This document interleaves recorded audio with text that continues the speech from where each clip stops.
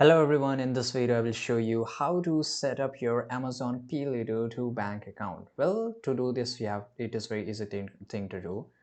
On the top right you will see your profile icon, click on it, and once you click on it you will get this option of Amazon Pay Balance. So now you have to again click on it.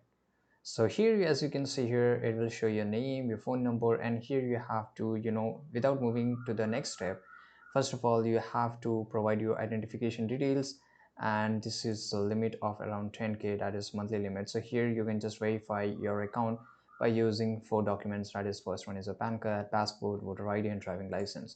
So once you have entered your ID, you can just click on continue. Then it will show you the another things. So here you have to choose it as a checkout for purchase.